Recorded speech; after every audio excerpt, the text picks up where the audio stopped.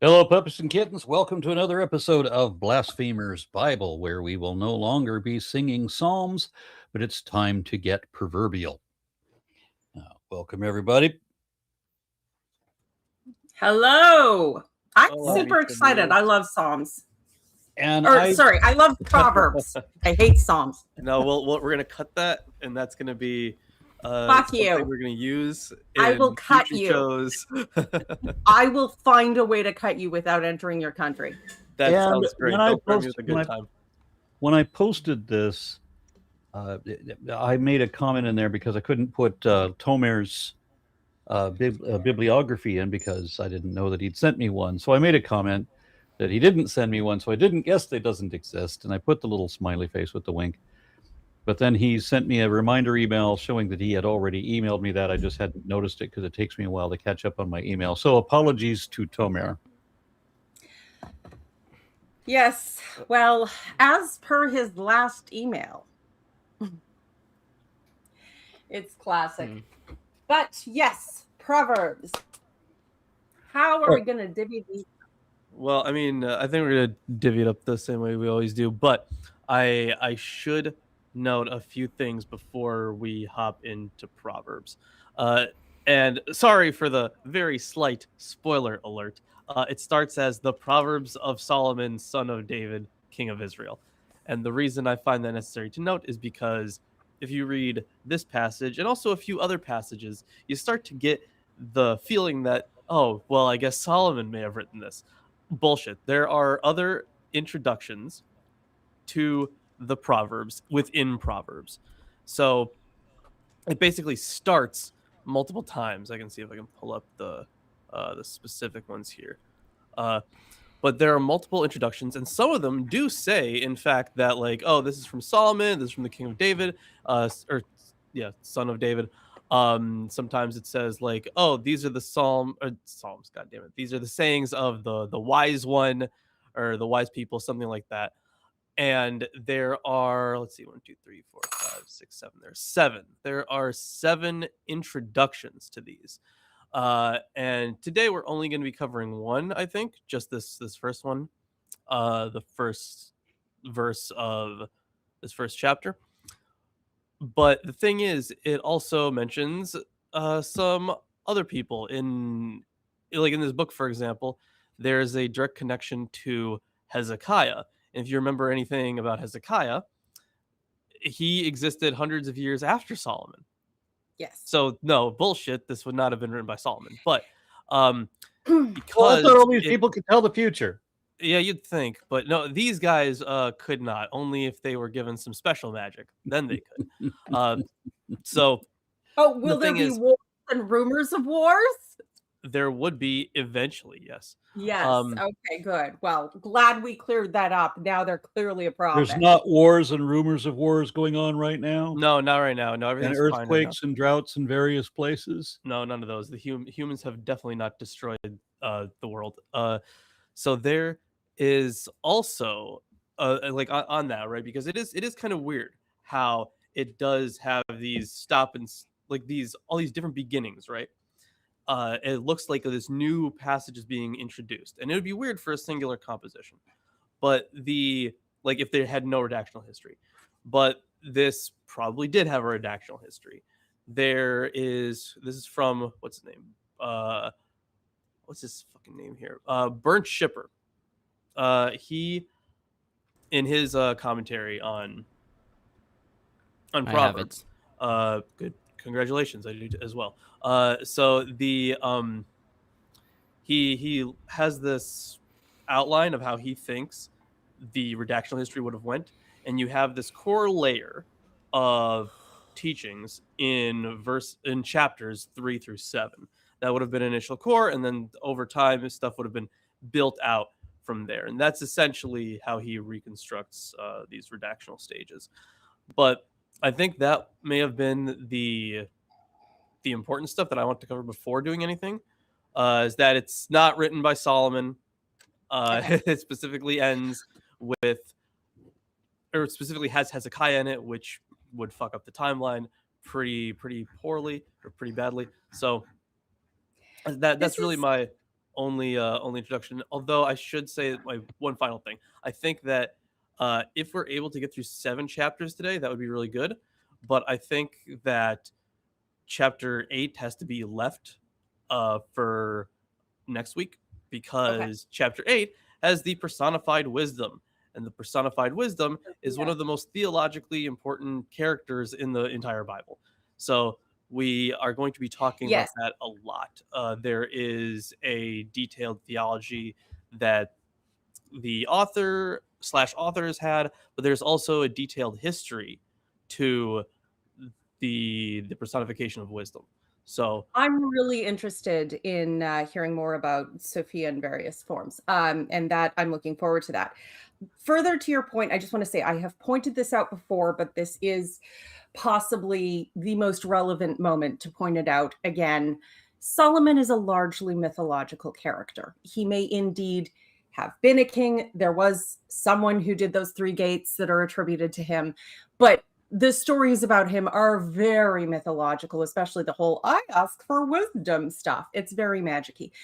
Much like in China after Confucius, and honestly, in all of Asia, it is considered very rude to give a proverb in your own name. You don't attribute a proverb to yourself. That would be calling yourself wise. That's arrogant and also not very wise. So just like for a while there, every Chinese fortune cookie said, Confucius say, blah, blah, blah, blah, blah. Every wisdom saying for a long time was attributed to Solomon. As Solomon said, blah, blah, blah, blah, blah, blah. It was actually your Uncle Joe, who was absolutely sick of your dad's bullshit. But whatever, it sounds cooler to say it was from Solomon. And it might give it a little more gravitas. Yeah, maybe it's similar to like in English when you say a wise man once told me, and it's exactly your own opinion. Exactly. By attributing it to someone else, you skip a bit of accountability, possibly add a little more weight to your argument, especially if that character is held in high regard. I mean, that's why you get people saying, "Oh, the Bible says such and such," when in fact it does not. I still remember one movie where a woman said the Bible's, she was working in a kitchen and they were slipping food to people who needed it. And she said, well, the Bible says there's, we should provide for those who can't, those who can should provide for those who can't. Does it say that? Well, if it doesn't, it should. And it was this beautiful moment of like, yeah. But that's, so wisdom sayings of Solomon, I don't even think the people who started it took it that seriously, and certainly not that literally. It's only later hyper-delusional evangelicals who feel the need to treat God as typewritering, dictaphoning these things into people's brain, who insist it's all actually Solomon, and really his sayings, and blah, blah, blah, blah, blah. Well, the thing is, like, this type of literature isn't, unique. No. In fact, a lot of there have been, like, since like the 1800s, there have been, even before, some people noted the amount of parallels between Proverbs and a lot of Egyptian wisdom texts. So we may or may not hit on a few of those, but there are a lot of instructional texts from Egypt, and in here we're gonna. This is basically the whole point of the book, but where was I gonna go with that? Right. So there are a lot of parallels to Egyptian things, but the thing is, there's also parallels in Ugaritic texts and other texts from Mesopotamia, and this isn't like this unique thing. But Lilith was talking earlier about how there's this association between Solomon and wisdom, and we did see like a very, very basic appeal to that idea in the King's narratives and in Chronicles. But I should also note that there is a prototypical character associated with a lot of these ideas. Like the law is always associated with Moses. So even if and I think you brought this up as a possibility, I think this is probably the only reason they want to give credence to their text. Yes. So they say that it's coming from Solomon, or if they want to, They did that with Deuteronomy and Moses too. Same shit. well, yeah, that's the whole thing. But with this case, right, with Proverbs and wisdom literature, it's the exact same thing, but instead your prototype for that is Solomon. It's like whenever we call someone who's really really smart, we call them an Einstein. Like they're not literally Einstein. And nobody thinks that. Right, yeah. More But often some we call them advancing- Einstein when it's obvious that they're not Einstein. Okay, that's sarcasm. And that is also difficult to transmute over text. So I do have to wonder how many of these writings have a sarcastic bent to them. Some of Well, it with could Solomon, be Proverbs. it's also possible that Solomon is just quoting something somebody told him. And I'm guessing that Lawrence has probably gotten to this part in the Quran by now, where we learn that Solomon has the Dr. Dolittle ability to talk to animals, which I don't think he has in the Bible. So these could just be he does in this could be Jewish. something some ant told him. Yeah, there are other like apocryphal texts, especially that do talk about like the special powers that Solomon had. So by the time you get to the writing of the Quran, those are already pervasive. There are so many things in the Quran that like it has biblical stuff in there too, right? But it also has stuff from a whole bunch of apocalyptic literature, like the Infancy Gospel of Thomas, for example. So like it's just stuff that like the Christians had weeded out, and they were like, well, listen, this isn't really authoritative. We don't really like this one, so we're not going to follow it. But there had been other sects that did follow that, and yeah, I guess the early Muslim community would have also believed in that, but they didn't acknowledge it as like apocryphal, because to them, I think Muhammad was hearing a lot of stories, and then he was dictating these things. That's why he doesn't directly quote from the Bible. But not to get too much into history of Islam here, but yeah,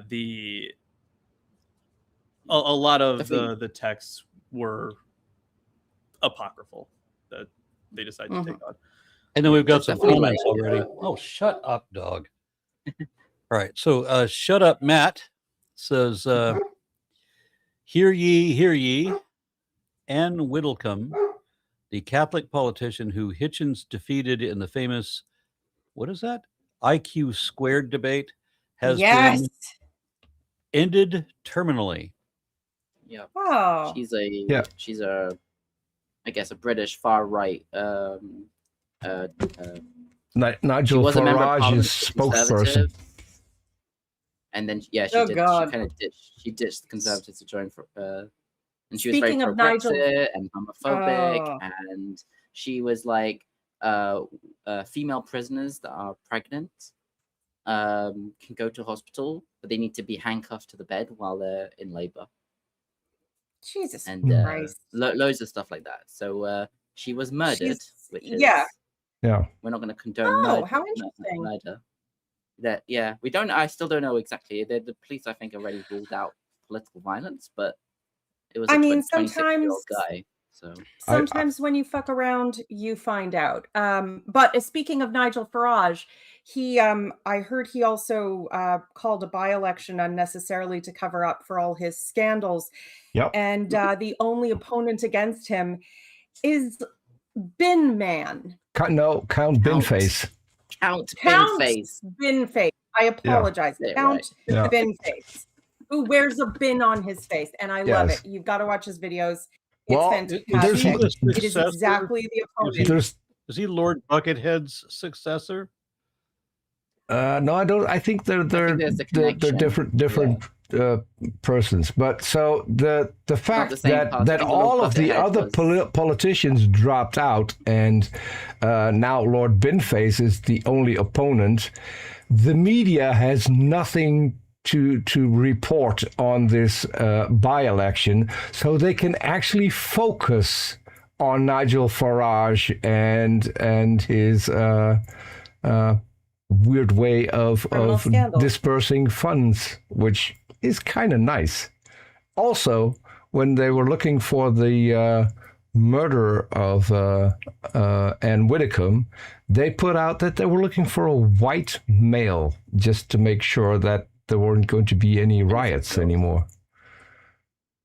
Yeah, they have to do that now.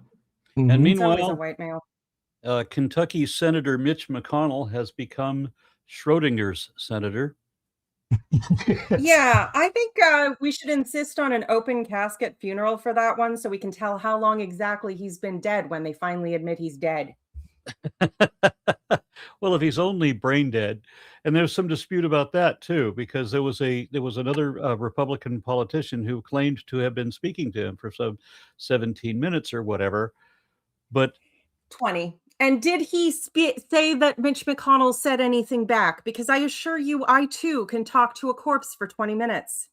His personal assistant said that he was hard at work with one of the cases that he was still working on, because they asked about it. Yes.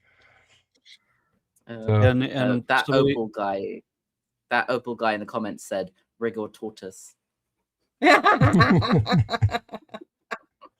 Yeah. And I read today that somebody else was talking to Mitch McConnell, and that when they finished, the Ouija board platform went to goodbye. Well, if you don't close the call, he could keep a foot back in this realm, and nobody wants that. Then shut up, Matt says, panel, how many proverbs are attributed to Captain Obvious? Good one. It's a bit like The Art of War by Sun Tzu. Yeah, he was a brilliant general, but he was also teaching a lot of idiots who only got commissions because of who their dads or uncles were. And he had to tell them obvious things like soldiers need food. And at some point, they can't carry as much food as they need to go that far. You freaking dumbass. And horses are also that, but more. And then David H. 503 says, Aron-Ra, has the phylogeny project been canceled outright?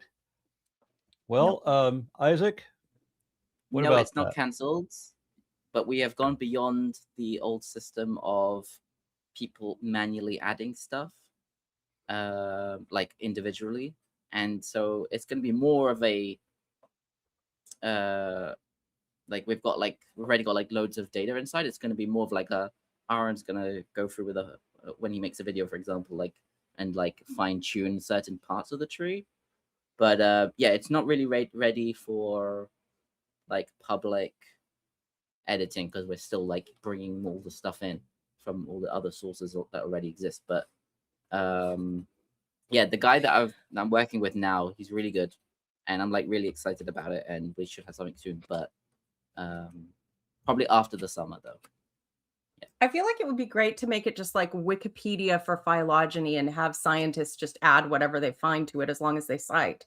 Well, that would be would be helpful if we could have one thing that worked, because I just released a video today on the evolution of ornithischians, specifically Thariophora, the stegosaurs and ankylosaurs.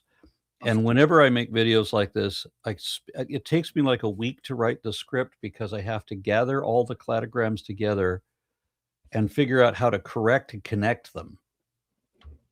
Because on Wikipedia, any given cladogram you look at, none of them are complete. Some of them are flat out wrong, and they contradict each other, so that when you go to the next level, suddenly the same thing is listed on this level as is listed over here somewhere else. And so now I have to go back and look up the peer-reviewed literature. I start having to go check those sources to make sure, how did that end up here and here and here and here when I know that it's supposed to be over here? Yeah. So if we could get, it would be better if we could get one chart. We can't always do that, but I think the number of times that we have to deviate or would have to show up an alternative are going to be relatively rare. Yeah, definitely there's a future feature which will be like being able to see like alternative trees and how the tree itself has evolved over time. But like the consensus tree, like having one thing that's connected all across, like whichever clade you're viewing, you see the correct data that's up to date. Like that's so much better than Wikipedia, where literally someone has to manually edit individual, every page with its own information. So if we, move a clade around, we have to then go to every page that mentions it in a local phylogeny. You have to then change that one as well. It's like, so. Well, I think it should still be this way. Originally, we set it up so that when you move any clade, all of the daughters moved with it accordingly. Yeah. That was something that the old one had as well. Yeah. Unless we restructure the whole thing, which I have done a couple of times in this project. Anyway, let's see. And then, that was the last of those comments. I will dive into it. We're almost at 22 minutes in. Okay. The Proverbs of Solomon, son of David, king of Israel. For learning about wisdom and instruction, for understanding words of insight, for gaining instruction in wise dealing, righteousness, justice, and equity, to teach shrewdness to the simple, knowledge and prudence to the young. Let the wise too hear and gain in learning, and the discerning acquire skill. To understand a proverb and a figure, the words of the wise and their riddles. The fear of the Lord is the beginning of knowledge. Fools despise wisdom and instruction. Well, there's, we'll talk about that soon. Here, my child. What? Nothing. Sass. All right. Hear, my child, your father's instruction, and do not reject your mother's teaching, even though they contradict each other.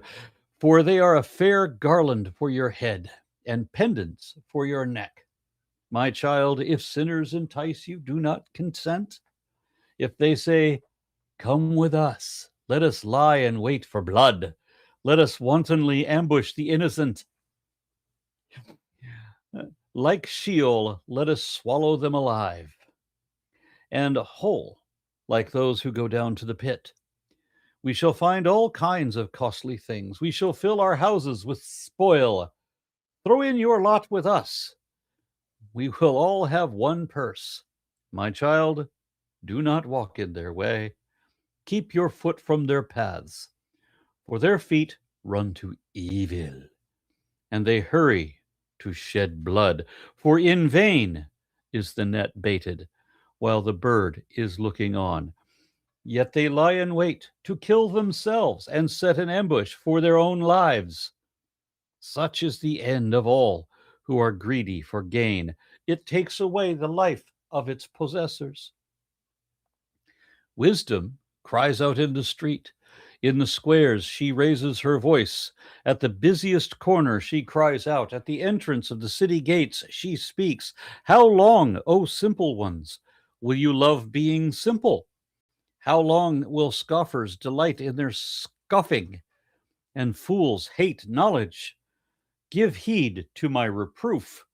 I will pour out my thoughts to you. I will make my words known to you, because I have called and you refused, have stretched out my hand and no one heeded, and because you have ignored all my counsel and would have none of my reproof, I also will laugh at your calamity. I will mock when panic strikes you, when panic strikes you like a storm, and your calamity comes like a whirlwind, when distress and anguish come upon you. Then they will call upon me, but I will not answer. They will seek me diligently, but will not find me, because they hated knowledge and did not choose the fear of the Lord. I would have none of my counsel, and despised all my reproof. Therefore they shall eat the fruit of their way, and be salted or sated with their own devices. For waywardness kills the simple, and the complacency of fools destroys them. But those who listen to me will be secure, and will live at ease without dread of disaster. So I'm sure you guys have already noticed this, but since we just got done reading the Psalms, there's a lot of similarities here, especially in their group of opponents. These are people who hate knowledge, and They also lie in wait, especially for blood. They set up traps for the lies. And this is exactly the type of opponent we saw throughout the entire Psalter. And in this chapter, it definitely seems like it has ramped up the language on their punishment. Now, we did see this plenty of times in the Psalter, but it wasn't as condensed as it is here. So when they're talking about wisdom, like they even say it directly, that they did not choose the fear of the Lord. And to them, that is the one big thing that makes you one of the wise ones. And the polemic against the people who have not accepted that is very harsh, because by the time they essentially get their just desserts, that's when they're going to want to come to wisdom, to come to that knowledge. That's when they, in their desperation, that's when they go to this new thing. But of course, that's probably not the case. That's just wishful thinking. Honestly, it sounds entirely like maggots. They hate wisdom. Sure. They refuse understanding. They cry and whine when the consequences of their action come upon them. They lie in wait for other people. And as for the fear of the Lord, you've mentioned previously that had to do not with an honest disbelief, but with playing both sides, trying to get whatever you wanted without actually having any integrity about your own beliefs. It sounds more like the knowledge that they're talking about here is not really knowledge. It's they're being told the fables, the fantasy. That's what the knowledge is, right? So it's knowledge is pretending to know things you don't know, which is what faith is all about. So that's what they mean by the beginning of knowledge. And then when they say that the fools hate wisdom and instruction, means that they don't want to be indoctrinated. They don't want to be preached at by somebody who doesn't know what they're talking about. Well, the thing is, that is also your own interpretive lens. But not that I disagree with you, but from the perspective of the guy writing this, he's like, I think he would be talking more about the pastors the guys who go up to the pastor who's preaching on the Beatitudes and says, what are you talking about with this woke bullshit? Jesus didn't say that. Well, Jesus did actually say that. Well, I don't care. Stop it. We don't know if Jesus said that. Just the Bible says that Jesus said that. I'm aware of that, but in the context of that conversation, that is not a relevant point. Yeah, for most of this stuff, I don't think there is anything really that special here that we didn't also cover in Psalms. Aside from this general instruction at the beginning, it's much more... There's a lot harder of a conviction here for the author, it seems, than in the Psalms. Okay, and Tomer? Well, here's the thing. I have to be honest, I kind of grew tired of writing commentaries.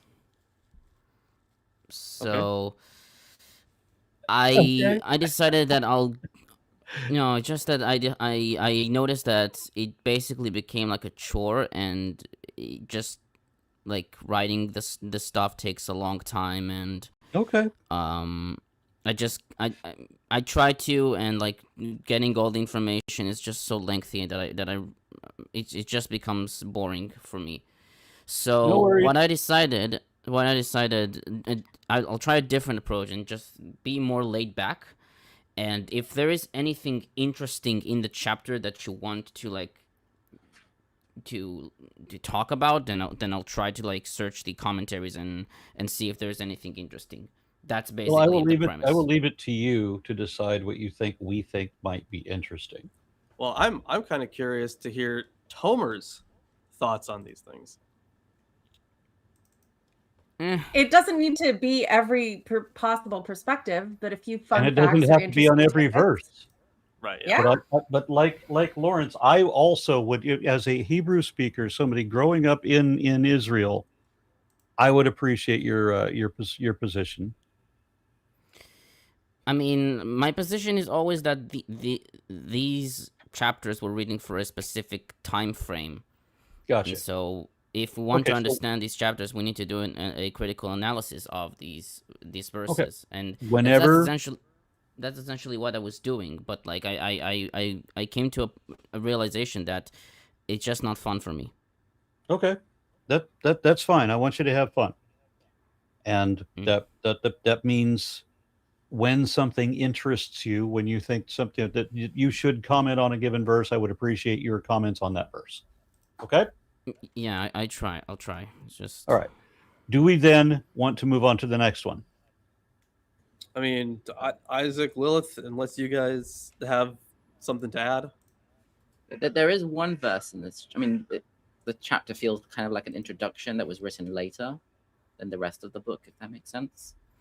But yep, indeed. There's one interesting verse, which is verse 8, I think. Right? Listen to your father's instructions. Do not forsake your mother's teaching. Yeah, that one. I think it's.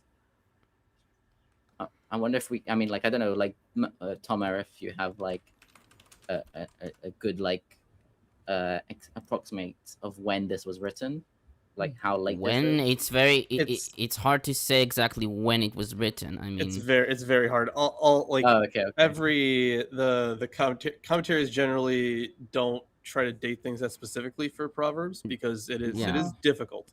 And though there is an attempt to like the one note actually, since you brought this verse up, Isaac, when in Proverbs, we're going to see a lot of my child, the address to the people as my child, or to this student as my child. They're not necessarily talking about an actual child, like an actual son. It's kind of like in regards to like a father and mother. This is a dear reader. Well, it's not even dear reader. It's like it's just saying my student. Like you are a pupil. You are here to learn from me. I'm going to impart wisdom on you. So it's not literally talking about the person's son necessarily. Yeah.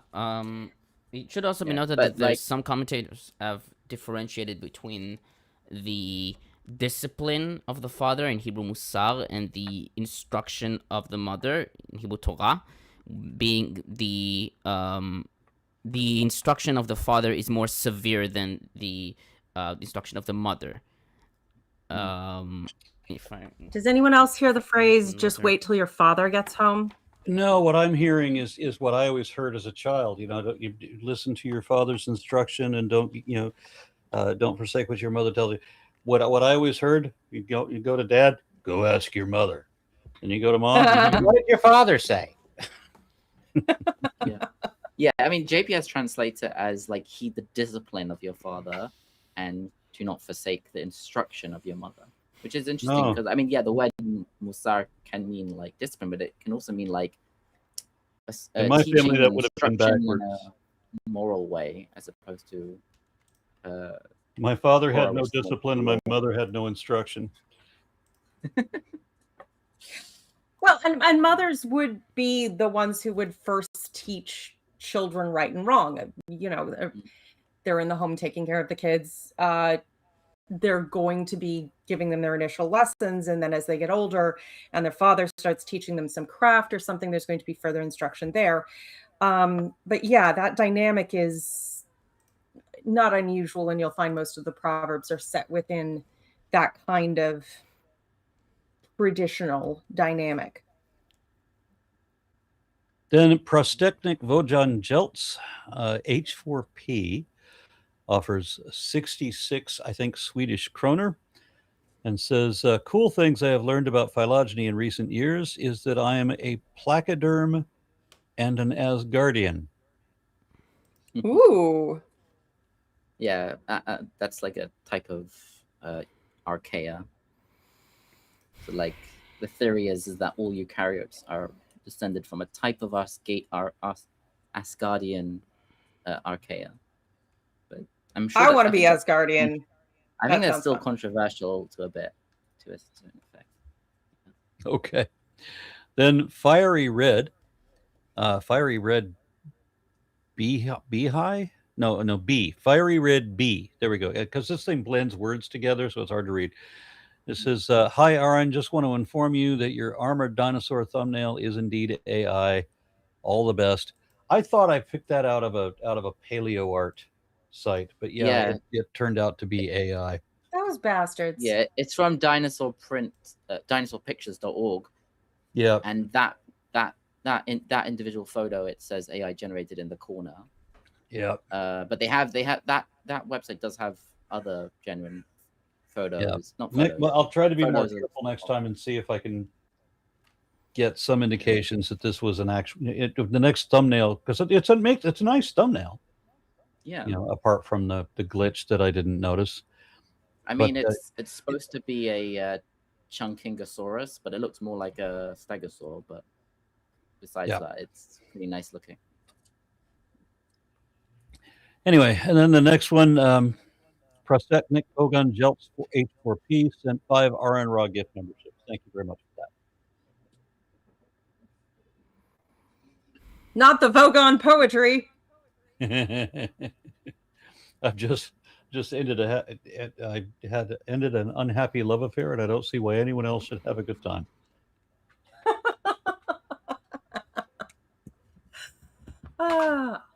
Okay, so Lawrence. All right, so we're going into chapter 2. Yep. All right. My child, remember, not necessarily the actual child. If you accept my words and treasure up my commandments within you, making your ear attentive to wisdom and inclining your heart to understanding, if you indeed cry out for insight and raise your voice for understanding, if you seek it like silver and search for it as for hidden treasure, then you will understand the fear of the Lord and the knowledge of God. For the Lord gives wisdom. From his mouth comes knowledge and understanding. He stores up wisdom for the upright. He is a shield to those who walk blamelessly, guarding the paths of justice and preserving the way of his faithful ones. Then you will understand righteousness and justice and equity, every good path. For wisdom will come into your heart, and knowledge will be pleasant to your soul. Prudence will watch over you, and understanding will guard you. It will save you from the way of evil, from those who speak perversely, who forsake the paths of uprightness, to walk in the ways of darkness, who rejoice in doing evil and delight in the perverseness of evil, those whose paths are crooked and who are devious in their ways. You will be saved from the loose woman, from the adulteress with her smooth words, who forsakes the partner of her youth and forgets her sacred covenant. For her way leads down to death, and her paths to the shades. Those who go to her never come back, nor do they regain the paths of life. Therefore, walk in the way of good, and keep to the paths of the just. For the upright will abide in the land, and the innocent will remain in it. But the wicked will be cut off from the earth, and the treacherous will be rooted out of it. So aside from the very obvious misogyny that would have been happening at the time, when they're talking about these loose women, we have to remember the language that was used in terms of something with you. In terms of idolatry. What? At my door just now, 2 Southern Baptists inviting me to come to their church. Oh my God! Why didn't you invite them here, Aaron? You should have invited them. We're doing a Bible study right now. You didn't invite them in. Great content. I mean, I said, I don't think you want me in your church. And they said, why not? And I said, well, first. You should have invited them in, Aaron, to join the show. You should. Yeah. Aaron, it's really a missed opportunity. I was being literally come join our Bible study right now. It's live, and we have actual scholars, and look at real scholarship. watch their faces turn pale and they run away at the idea of knowledge, which is very familiar. Where did I hear that? What I did was, I think, just as good. I said, I'm on the board of directors for American Atheists, 501c3. I don't think you want me in your church. And I said, oh, you don't believe in God. Well, of course. If we're talking about evolution, for example, I can show you how to know the truth of it, right? How you can test it and know it for certain, regardless of faith. But when it comes to God, then all you have are empty, unsupported claims of impossible absurdity that you just have to want to pretend, right?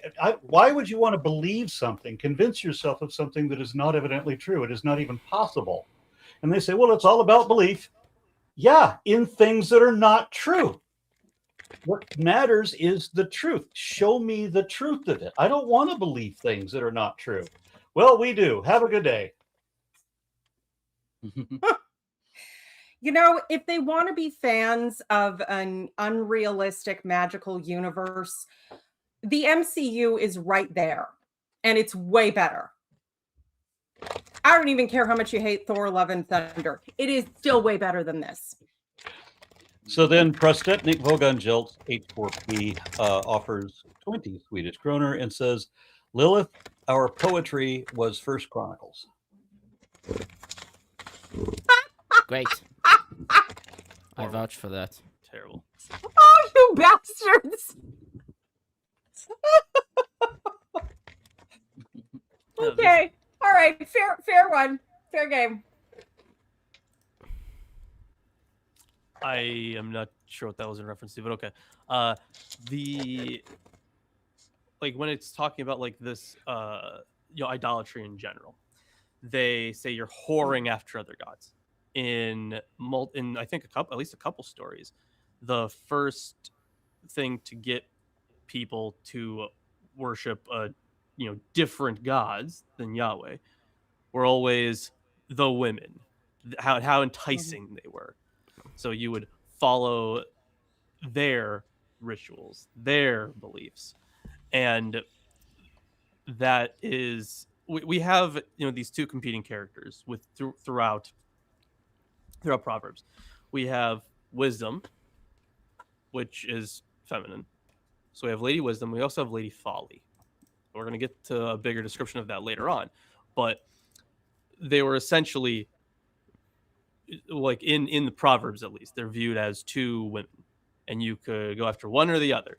Now, of course, I'm not sure exactly how convincing this would have been to people at the time, considering you could have a whole bunch of wives and a whole bunch of concubines. So you could go after whoever the hell you wanted.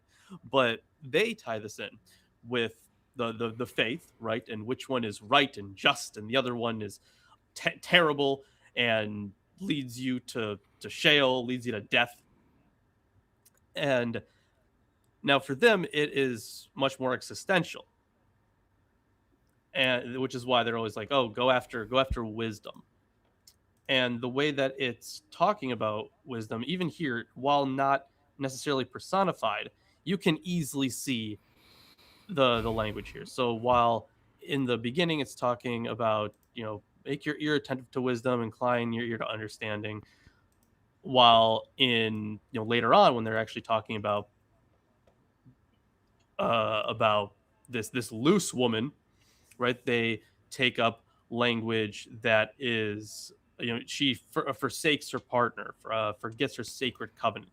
So this is, it's pretty clearly metaphorical, but they again use the pervasive misogyny of the time to make that point. The fact that that's the metaphors used is more than just, we brush off a lot of things as misogyny because it's so normalized with Abrahamic gods and Abrahamic variations in scriptures. And it's true, it has been. Again, Francesca Stavropoulos, God and Anatomy, you look at the growth of the physicality of God, but also the oppressive patriarchal hypersexualization and denial and blame that was wound up in that. There is a lot undertone there. Oh God, I could write a freaking thesis on how much this particular God concept has put the most corrupt and fucked ideas about women out there and made them constant. Look at this. The woman, they enticed me. Where have I heard that? Right at the beginning of this godforsaken book. It's always, always, always men refusing to take responsibility for their own choices, for their own thoughts, for their own actions, and for their own desires, and projecting all of those onto a convenient feminine presence. And yeah, women aren't enticing you. There's a male loneliness epidemic because we're fucking done with dealing with everybody else's emotional bullshit. So just like, no. This is the eventual end of that nonsense because it's always there and you see it everywhere in the book. Once you start just noticing it, it's freaking every single book in this bullshit. Every single one. It's exhausting.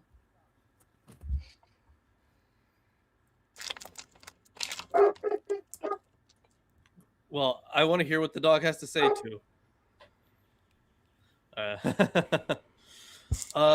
So listen, Isaac, Tomer, if do you guys have thoughts on this?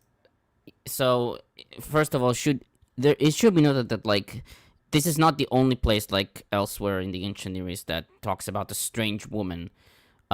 Shipper notes that this is a topic which is also found in Egyptian wisdom instructions. The warning to be careful around women occurs already in the instruction of Ptahotep from the classical pharaonic period, as well as in the demotic instruction of Papyrus in Singer, which reads, "Wrongdoing occurs to the heart of the fool through his love of women. He does not think of the morrow for the sake of wronging the wife of another." And a warning explicitly about the strange woman is found in the instruction of Ani. Beware of a woman who is a stranger, one not known in her town. Don't stare at her when she goes by. Do not know her carnally. A deep water whose course is unknown. Such is a woman away from her husband.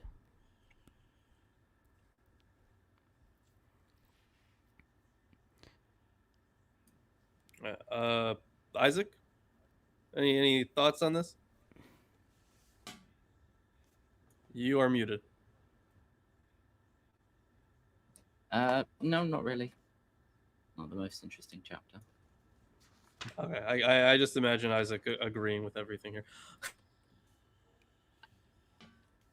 Yeah, definitely. Yeah, keep away from strange women. Like, right? Yeah, yeah, yeah. Like, all right. I suppose. Don't stare at them.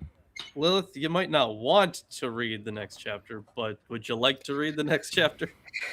Well, I will read the next chapter. My son, do not forget my teachings, but keep my commands in your heart, for they will prolong your life many years and bring you prosperity. I suppose I haven't really monetized my atheism to its best degree, so that's possible. Let love and faithfulness never leave you. Bind them around your neck and write them like on the tablet of your heart. Then you will win favor and a good name in the sight of God and man. Trust in the Lord with all your heart and lean not on your own understanding. In all your ways acknowledge him and he will make your paths straight. I do love how my entire life is like this epic fail. I exist, this verse, epic fail. Do not be wise in your own eyes. Fear the Lord and shun evil, which I can do better without fearing the Lord, but thanks anyway. This will bring health to your body and nourishment to your bones. Honor the Lord with your wealth, with the first fruits of all your crops. Then your barns will be filled to overflowing and your vats will brim over with new wine. Just make a seed offering and you'll get it. You'll get a big repayment. Oh, absolutely. Yeah, that always works. Totally always works. 100%.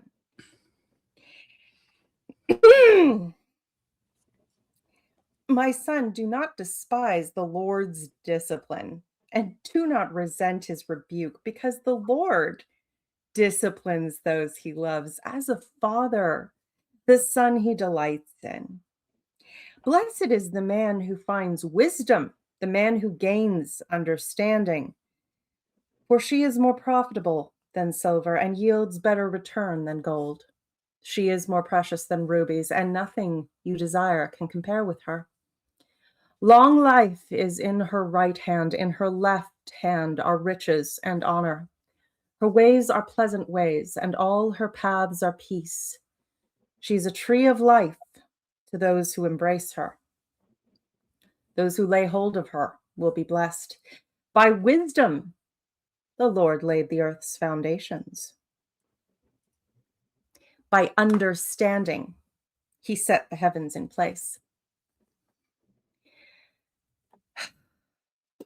By his knowledge, the deeps were divided, and the clouds let drop the dew. My son, preserve sound judgment and discernment. Do not let them out of your sight. They will be life for you, an ornament to grace your neck.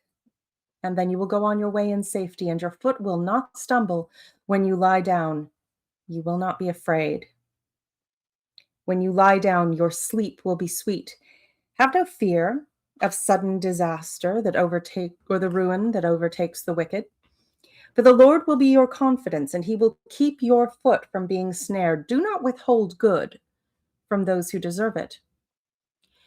When it is in your power to act, do not say to your neighbor, come back later, I'll give it tomorrow, when you now have it with you. Do not plot harm against your neighbor who lives trustfully near you. Do not accuse a man for no reason when he has done you no harm. Do not envy a violent man or choose any of his ways. For the Lord detests a perverse man, but takes the upright into his confidence. The Lord's curse is on the house of the wicked, but he blesses the home of the righteous. He mocks proud mockers, but gives grace to the humble. The wise inherit honor, but fools are held up to shame.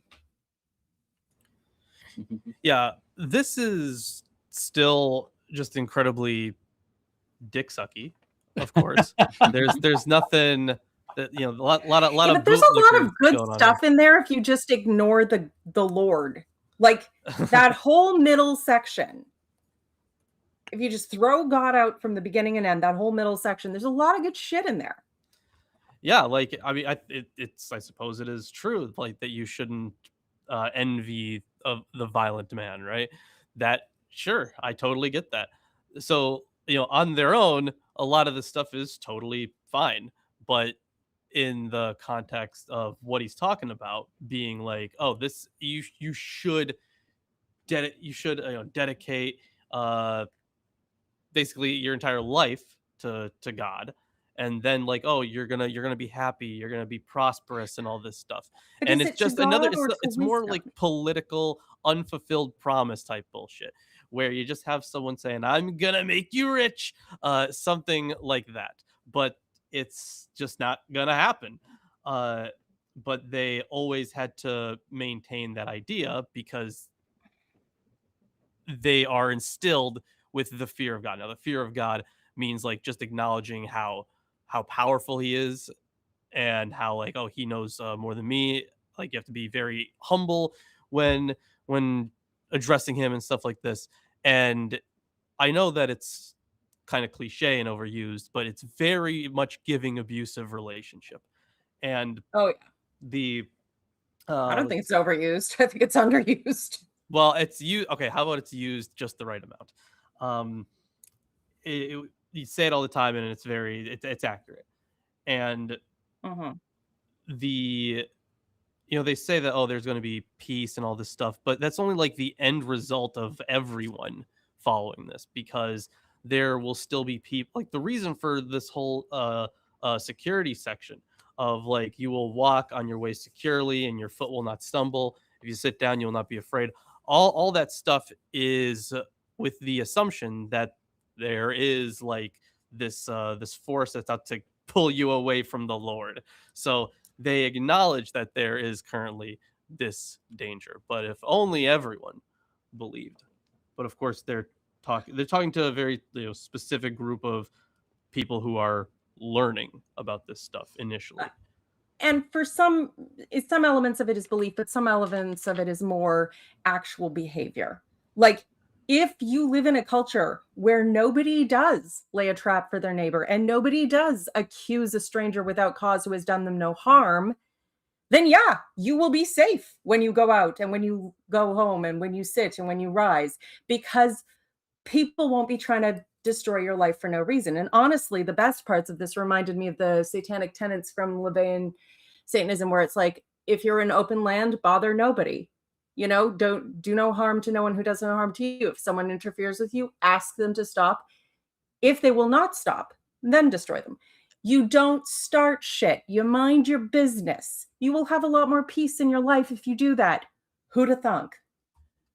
Yeah, I'm not going to be quoting from Church of Satan, because I got into an argument with one of them recently where they were all about social Darwinism.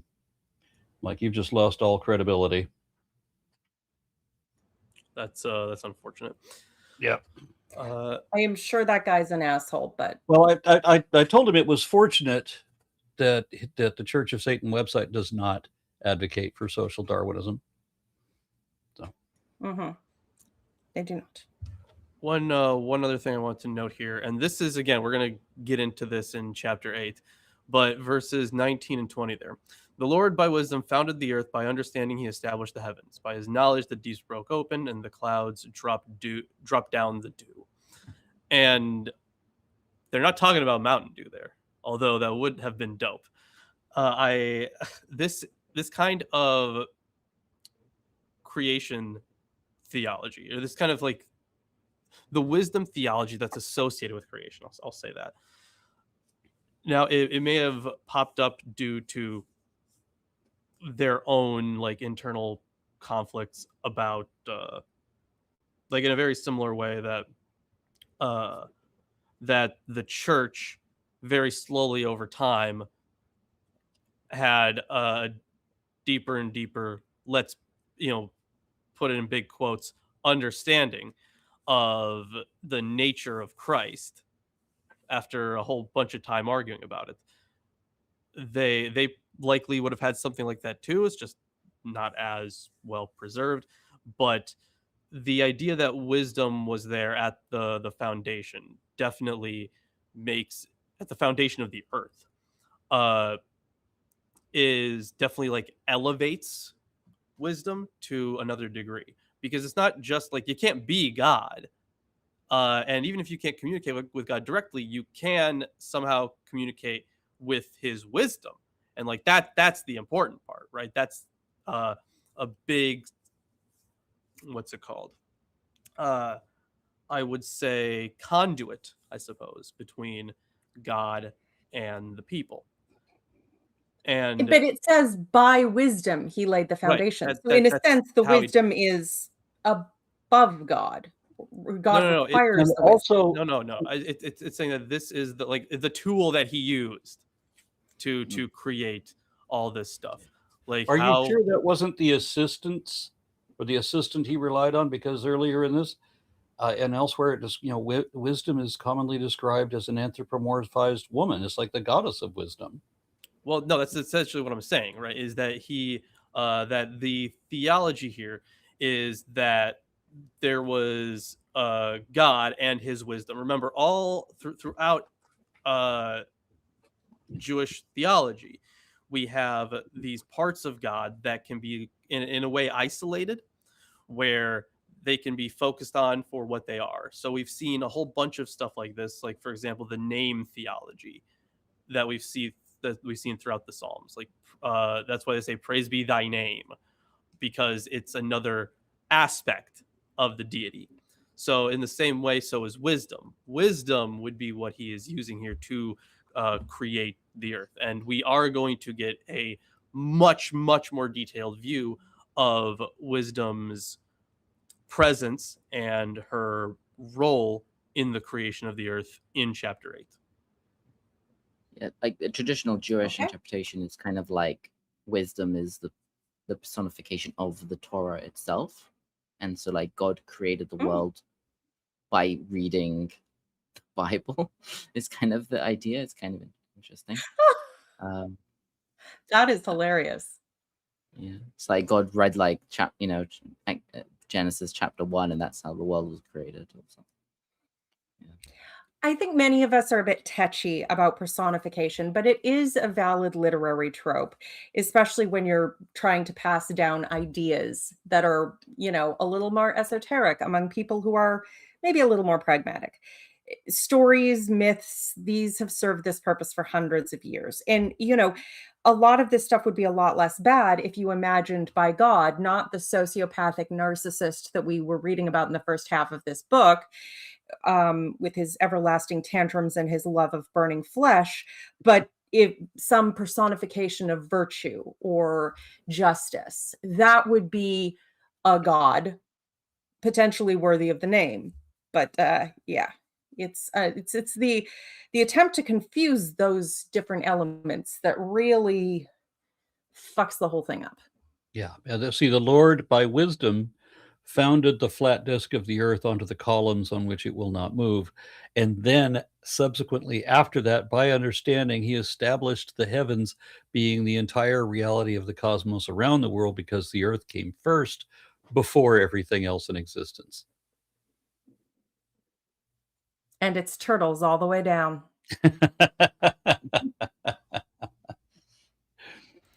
I'm sorry. But I like how they pluralized deep in my translation. The deeps. Yeah.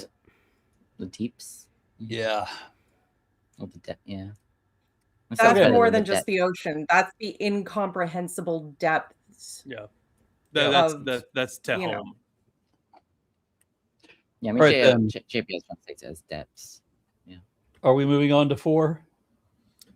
Do we read the We've lost comments? a Tomer. And also, yes, we lost Tomer. What happened? Not sure why. But while he maybe potentially finds his way back. Nobody get a note from him or anything? I'm not seeing anything from him. So yeah, probably just a loss of connection. Did we read? Did we catch up with the comments? I thought. Okay. Well, no. More came in. Okay. So Prophet Momo 0 says, "Isn't Jesus the word of God supposed to be the same wisdom in the book of Proverbs? Well, he was obviously created according to Proverbs 8:22-31. So he isn't the uncreated son." Well, we'll get to that. But in a way, yes. You said we have to wait. However fast we go through these, we can't do that until next week. Well, right, because we're going to spend a lot of time on Proverbs 8. And the thing is, we'll get into a detailed analysis of that then. But to your question on, aren't they the same? The answer is yes and no. Because yes, in the sense that a lot of the Jesus stuff was kind of tied back to wisdom. No, as in like it not the only thing, because there were a bunch of different theological worldviews that were used at different times by different authors to construct their Jesus theology. And if you do want a more detailed view on not necessarily like the evolution of that, but on this theology in general, how this Old Testament stuff is used when it comes to Jesus later on, you can read this book, Angelomorphic Christology from Charles Gieschen. This is is it really old? No, it's from 1998, but it's a very detailed work.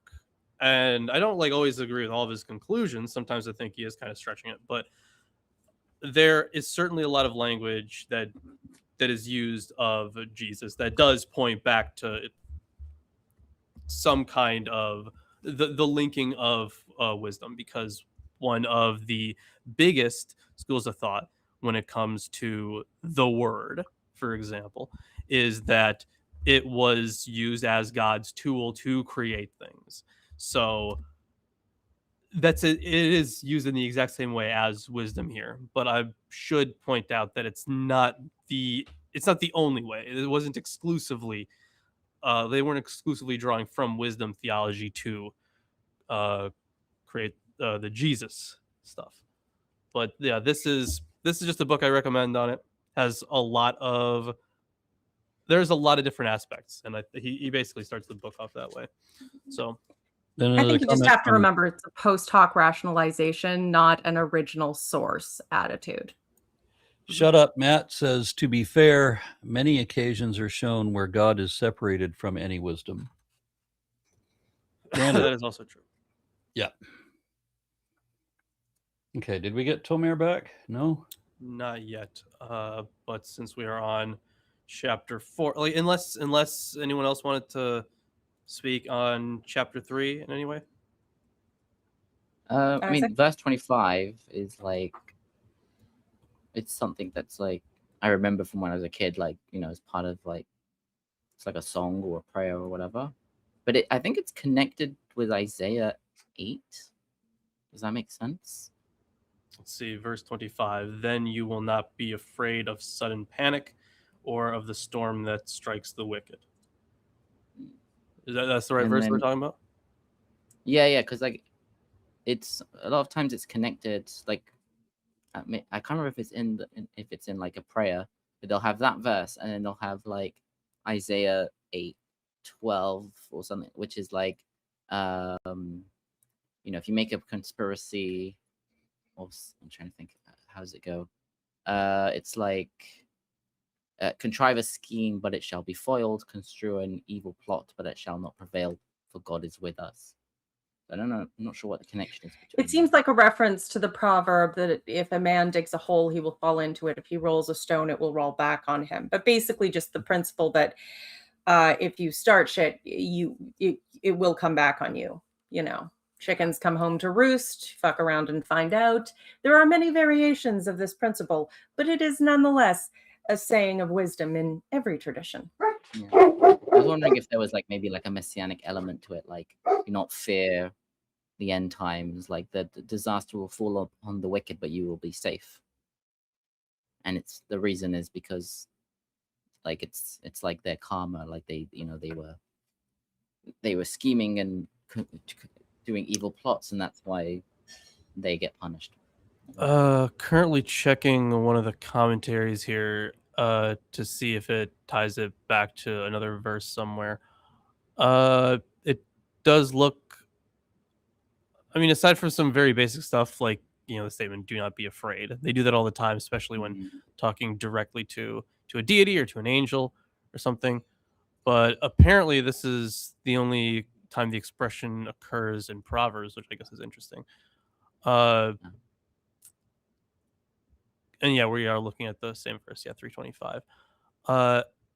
He does note that as in Isaiah, hold on. The noun shoah literally means storm, and he cites Isaiah there. Yeah, shoah. And in Job, 38:27 has the meaning wasteland or wilderness, as in Isaiah 10:3 and 47:11. In Proverbs 3:25, this term could be rendered as destruction or calamity. There is no like tying back to anything more specific there. Okay. All right. So should we continue on then? I read chapter 4? Yeah, I think that's you, Isaac. Okay. Sons, heed the discipline of a father. Listen and learn discernment. If I give you good instruction, do not forsake my teaching. Once I was a son to my father, the tender darling of my mother. He instructed me and said to me, let your mind hold on to my words. Keep my commandments and you will live. Acquire wisdom, acquire discernment. Do not forget and do not swerve from my words. Do not forsake her and she will guard you. Love her and she will protect you. The beginning of wisdom is acquire wisdom. With all your acquisitions, acquire discernment. Hug her to you and she will exalt you. She will bring you honor if you embrace her. She will adorn your head with a graceful wreath, crown you with a glorious diadem. My son, heed and take in my words, and you will have many years of life. I instruct you in the way of wisdom. I guide you in straight courses. You will walk without breaking stride. When you run, you will not stumble. Hold fast to discipline. Do not let go. Keep it. It is your life. Do not enter on the path of the wicked. Do not walk on the way of evil men. Avoid it. Do not pass through it. Turn away from it. Pass it by. For they cannot sleep unless they have done evil. Unless they make someone fall, they are robbed of sleep.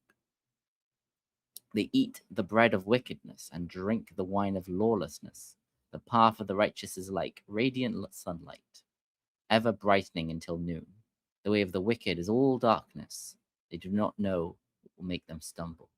My son, listen to my speech. Incline your ear to my words. Do not lose sight of them. Keep them in your mind. They are life to him who finds them, healing for his whole body. More than all that you guard your mind, for it is the source of life. Put crooked speech away from you. Keep devious talk far from you. Let your eyes look forward, your gaze be straight ahead. Survey the course you take, and all your ways will prosper. Do not swerve to the right or the left. Keep your feet from evil. And the beginning of wisdom is to get wisdom. You know what I really just like? The polemics become very clear, right? And we can see, especially in verse 14 there, do not enter the path of the wicked and do not walk in the way of evildoers. I mean, we are still talking about that same group of people that we were talking about in Psalms. And the way of the wicked is like deep darkness.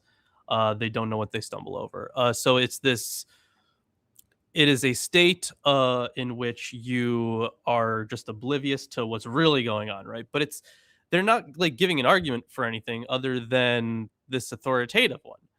Now, I don't think that it was meant to give, like, it's certainly not meant to give an argument to you or I. It was Proverbs aren't really structured that way, right? Yeah, it's very much like they go into it with this conviction, and essentially like anything that strays from the path of this conviction is like, oh, I'm just here to warn you that's dangerous. It's like just a trust me bro kind of position. that's a And lot of how it's been used, but again, there's genuinely some wisdom there if you take out the idea of God. Just remember that they didn't because have they're so vague, they can be applied to anything, because who well, they're talking they about. don't have personal integrity back then. You had to call down the curse of a God on yourself to I don't mean that individuals didn't have it. I didn't mean they don't have the ideological, like, just have some personal integrity, you goddamn bitch. Like, they'll have people, you have to speak under oath. You have to call down the curse of the deity on yourself. If you don't call down the curse of the deity, then you're probably lying. That is true. That was very pervasive back in the day. I mean, yeah, this entire thing is very much just like student, I am smart. Everyone else is dumb. Do not listen to dumb because I am smart. And they say it in a bunch of different ways. They use polemics that we've seen a whole bunch, and you'll know them by their actions essentially. But I totally get it, right? Like it's kind of interesting because they say, like, put away from you crooked speech and put devious talk far from you. If you remember in the Psalter, that was also one of the polemics, that this group of people is wicked and they have crooked speeches, and like they'll tell you something but really be doing something else on the side. They're hypocritical. They just are nice to you to get whatever they want from you, kind of thing. Don't deal with dishonest people. And that is a good thing. But remember, who they view as dishonest may not necessarily be who we view as dishonest. The shoe is truly on the other foot. So all the parts of this that are real would apply most to the most toxic religious people. The ignoring of facts, the constant stirring up of drama for no reason, the terrible company, everybody on the Epstein list kind of thing. Yeah. I don't object to the wisdom per se. I object to the idea that adding God in and tying it into the good side of this is in any way positive. But that's their whole thing. That's what wisdom is for them. I know, and that's the part I'm objecting to. But I am saying, don't let the fact that they do have some good advice, like, don't meddle in your neighbor's quarrel, be a justification for this bullshit deity. And you can take the good bits out of there and home for yourself. You can take a proverb or two that works and keep it. You don't have to, God it up. Right, yeah. Like those people just said to me, well, it's all about belief in shit that's not true. That's the problem. The next time they say that to you, just look at them and then go, well, shame on you. I prefer integrity, and walk away.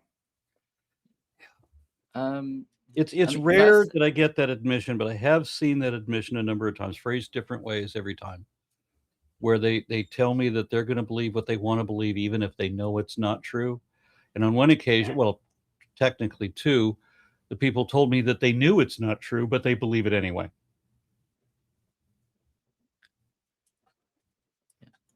So also, in verse 7, it says the beginning of wisdom. Oh, sorry.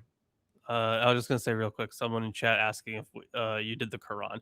We already did. Yeah. Well, not we. Aaron did the Quran. I was doing the Quran. And then Allah sent a destructive flood to my studio. So he wasn't happy with how I was blaspheming the Quran. Oh, no. I know, right? Did you get a rainbow in your basement? I did, yeah. No, very good. So, okay. By the way, at least he's consistent when he breaks his promises. In verse 7, it says, the beginning of wisdom is to acquire wisdom.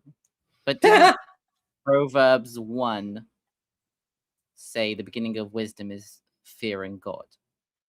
Yes. Almost as if or is that in Psalms? I already forgot it. Exactly. Proverbs 1 might have been Psalms. The fear of the Lord is the beginning of wisdom. They are corrupt and their ways are vile. Yada yada yada yada. Right. Yada. So you gotta fear God. That's how you get. But the fear of the Lord is the beginning of knowledge. But fools despise wisdom and discipline. Is verse 7. Yeah. Yerusanai Rachis das. Okay. It's a different word, but it's interesting. It still should be clear that the core of that belief is the fear of God. But there is somewhere where it says. I think there is a Psalm 111 which it uses exactly the same words, where it says the beginning of wisdom is the fear of God. I mean, I wouldn't doubt it. Like, the thing is, they really do start to blend together once you've read so many of them. It also reminds me of that line out of the Blues Brothers. Jake, you get wise. You get to church. Pick one. Wait, is that a contradiction? If you showed someone, I don't know, yes, Proverbs 4:7 and Psalm 111:10, and be like, well, this one says the beginning of wisdom is acquiring wisdom, and this one says the beginning of wisdom is fearing God. How do you reconcile that? You don't. You just believe. I mean, it's essentially. No, it's all about belief. Be like, well, the first day of the beginning was fearing God, and the second day was, and then God rested. That makes sense. Quick question: Is Isaac quiet for anyone else? Oh, he's always quiet. Should I turn up my gain? It feels a little quieter than usual. What about now? Better, I'd say. But yes, sometimes you were quiet enough to where I was like, did he disconnect? Oh, sorry. Yeah. I've always had it at like mid-level. This is the highest. Okay. If it's too loud. I would like to know what happened to Tomer. Right. Yeah, I messaged him on Discord. Does he have back? He wanted to tell us before, but before he had to drop out, but he didn't have a chance. So because we were talking, so he just left. He had a what? He was going to tell us before he dropped out, like he wanted to leave, but he had to go. So, and we were busy. So hope everything's all right with him, because it's so hard to tell. Yeah. He's in a rough place and going through a lot, and there's a lot of stuff going on that I think, when you're born into a system and people blame you for that system, it can be very frustrating. Like, I didn't set this shit up. I just showed up here. What the hell? So I never mind that it's just a very stressful time in that part of the world, even considering that it almost always is. I appreciate that what you said. Even beyond that, he's also going through a stressful time in his own life. Yeah. Without even considering all of the rest of that. Yeah. I mean, I've also ducked out. You remember the one time when you asked me how I was, and I immediately started crying? And it was literally just, you were doing a polite nothing.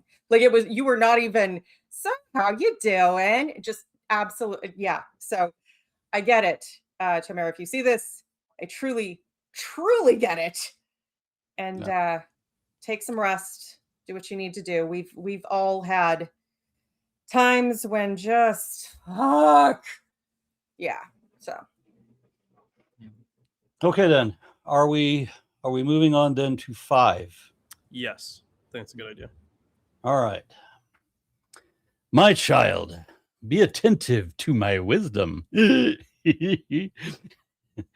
Incline your ear to my understanding, so that you may hold on to prudence, and your lips may guard knowledge. For the lips of a loose woman drip honey. Are you sure that's what that is? And her speech is smoother than oil. But in the end, she is bitter as wormwood, sharp as a two-edged sword. Her feet go down to death. Her steps follow the path to Sheol. She does not keep straight to the path of life. Her ways wander, and she does not know it. And now, my child, listen to me, and do not depart from the words of my mouth.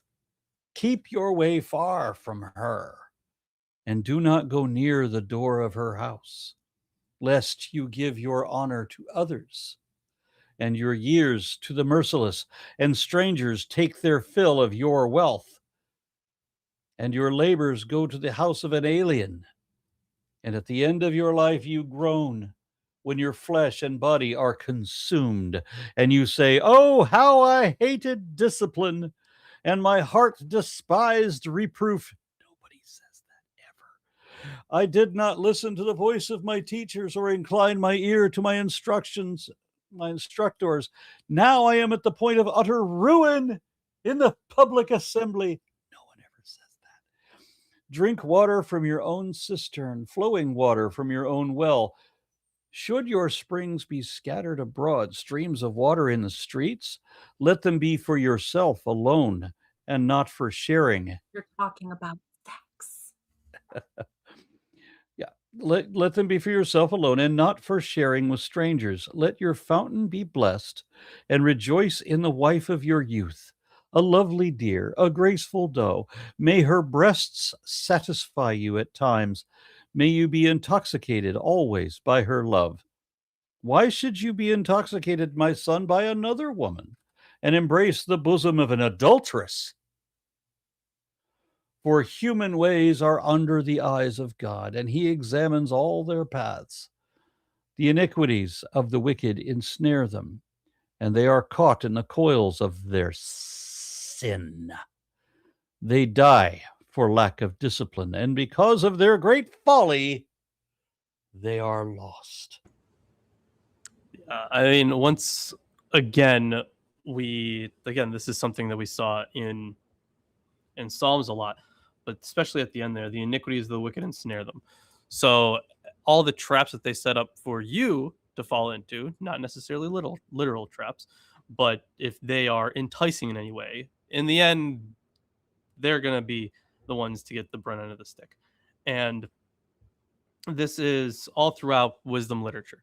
But let's go back a little bit to this this loose woman again. Now they have not explicitly named her. At some point they do explicitly talk about Lady Folly, and they put her into a totally different context where it's not just, in verse 8 here, keep your way far from her and do not go near the door of her house. That gets a lot more attention later, where it's far more clear that we have the personification of folly being, I guess, contrasted to the personification of wisdom. I think this is also likely at least partially literally about affairs, especially because wisdom literature is often at least partially involved in court literature, and prostitutes as spies have always been a thing. Well, the thing is, the way that they would be viewing, especially if you, let's say this is like exilic. Mm-hmm. It probably isn't, but let's say that it is. Like I said, we mentioned it before, that's hard to date these things. But in a context like that, you could take this as like, listen, all these hotties with all their other gods, they're just trying to take you away from the Lord. They're just trying to fool you and deceive you. They just want your shit. And this, when we were reading, where was it here? Around verse 10. So like verses 7 through 14. Maybe this is where we get the idea, where the current quote unquote good Christians get a lot of their ideas from, where it's like the way that it's set up here is like, if someone is taking you away from the ways of God, well then like don't, like you're going to rue it, because they are going to turn you into essentially someone who's destitute. They're going to take your shit, they're going to take your glory, they're going to just essentially use you for all that you're worth and then dump you. And there may be some wisdom to that, but the thing that they're still talking about is the fear of God, the love of wisdom, faith in the Lord, because you are to view, and this again, I have to go back to this.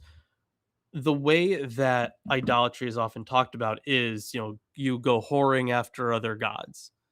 Mm-hmm. And they are often presented like prostitutes that way. They are there to entice you and then take your stuff. And that is absolutely part of the undertone here. But there is also the literal part of, enjoy the wife of your youth, like build your contentment and your safety at home. Don't pour all your energy into casual relationships all over the place and then expect your home to be this stable place where you could go and build yourself up. And that's genuinely good advice. Build on your relationship. Don't just go, okay, got a wife locked down, and then go fuck off with all your focus everywhere else. So yeah, I think it's very much how people take it too. But and there is definitely the sexual worship undertone, but there's also the genuine element of fidelity and investing in your own family and home life, because that's how you get a good one. Yeah, it does also seem like it's maybe using fidelity as an allegory.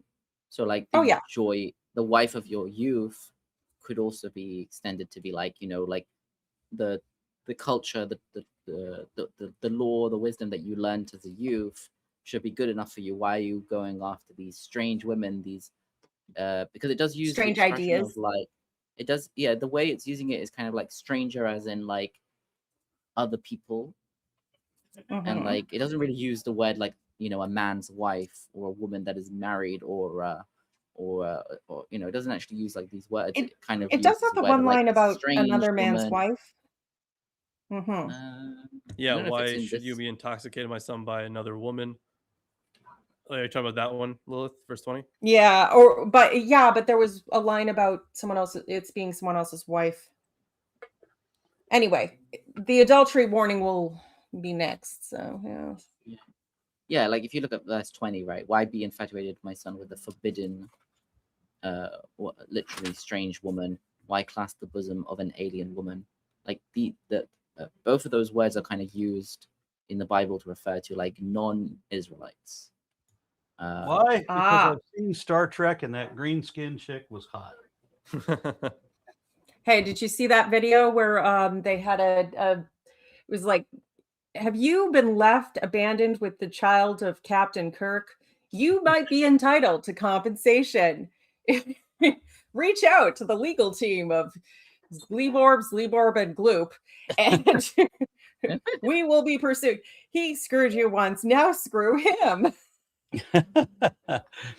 Let's see. T. Wright 333 said, was it necessary to write Proverbs 5 based on the mention of the loose women to promote their God as the only one worthy of wisdom to make an example of the other nations' gods? Well, I mean, it is, furthering the polemic against the other nations' gods. That's what I would say is the point of this. Like, the student is meant to view them as like, oh, these are adulterous women. Like, they may be hot, but I shouldn't go after them because they're evil. They're just gonna screw me over. So the thing is, you could, when you ask, was it necessary? No, there are a million ways that they say the exact same things in both this book and in Psalms. So none of that's really necessary, but they kind of liked expanding because remember, we had like maybe an initial set of instructions and then those were expanded on over time. They kind of like expanding on each other's ideas. That's their favorite thing. That's what happens in the Talmud all the fucking time. They consistently say, well, here was what this guy said, and then here's an interpretation of what that guy said, and then here's an interpretation of the interpretation. And it's definitely not necessary, but they loved doing it. Here's something someone else made up who didn't even read it. But then you can, then they stumble on something that's actually kind of relevant to like something else. What did I want to say? The hypersexualization and denial, though, is it's if you haven't read 1984 and the part about how it's all just sex, but sex turned inside and twisted, do that. Do that. That is the best explanation I've ever heard for a lot of the history of Christianity. So in the Bible, there is quite a lot of this expression of like idolatry as this alluring woman and like, don't be tempted. And at some point, rabbis had to come up with an explanation of why idol worship is not alluring to us in the current time. Well, why does the Bible talk about idol worship as if it's something that people want to do? And nowadays we're like, why would we want to do that? Like, there is no, I'm trying to think what the word is, like desire to worship idols. Like, there's no appeal. And there's no appeal to it, like to a modern person or, even in the Middle Ages. And they were like, they had to explain, like, why does the Bible talk about it as if it's something that, you have to guard against? And they had to explain it as like God took away the desire for idol worship from everybody. That's so stupid.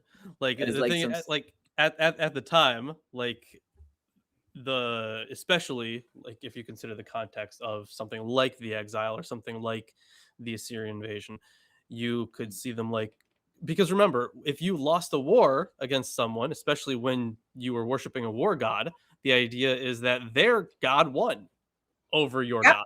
Their god kicked your god's ass. Right, yeah. That's how it do. But once they established monotheism and they're surrounded by other monotheists, it was like, it doesn't make sense. How could why would the Bible need to, just a rational person would never desire to do idol worship? It's like, but I mean, I can see that, but at the same time, the Catholics and the Orthodox with the, the drama and the swinging incense and the icons of the saints are all still a thing. So they might refuse to call it idol worship, but in practice, it's not really all that different.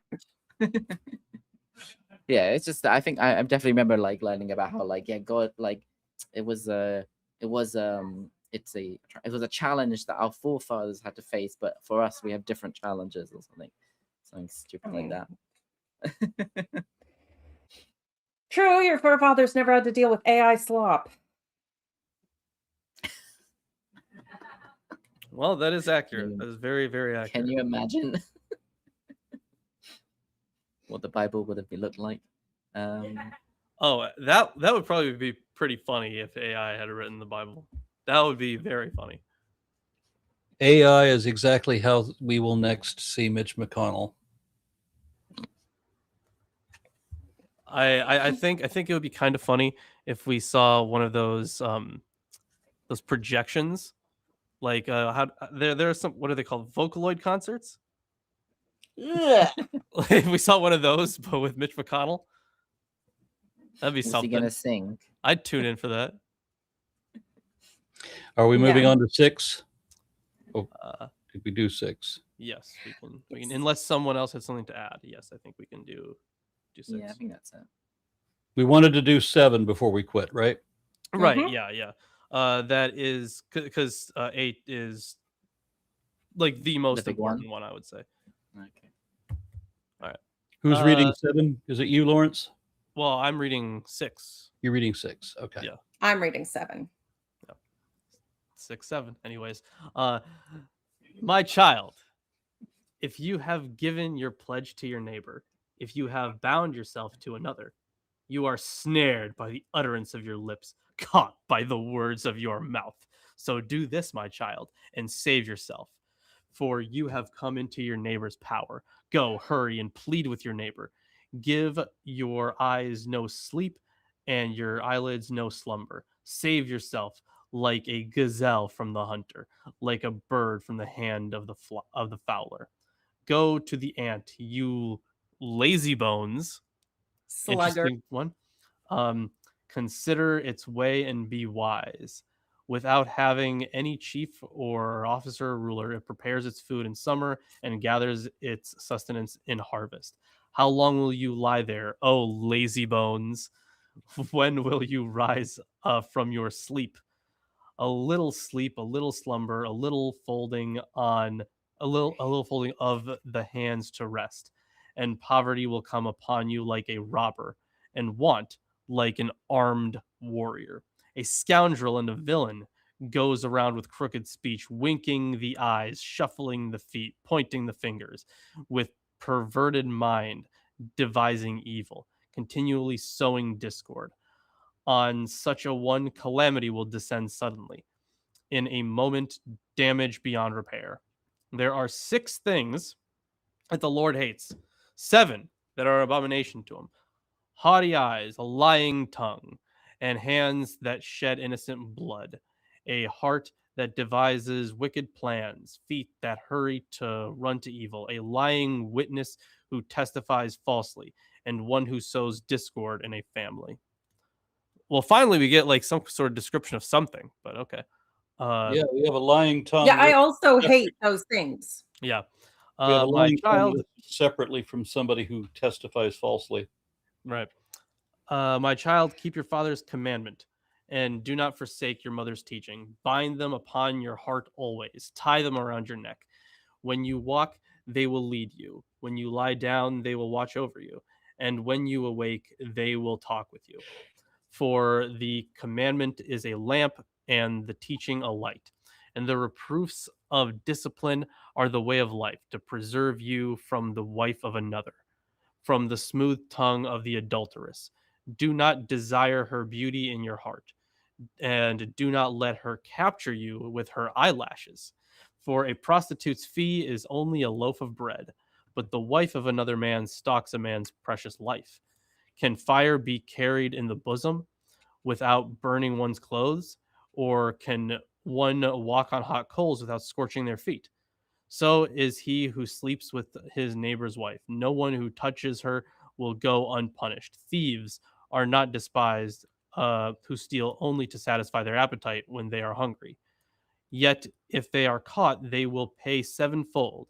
They will forfeit all the goods of their house, but he who commits adultery has no sense. He who does it destroys himself.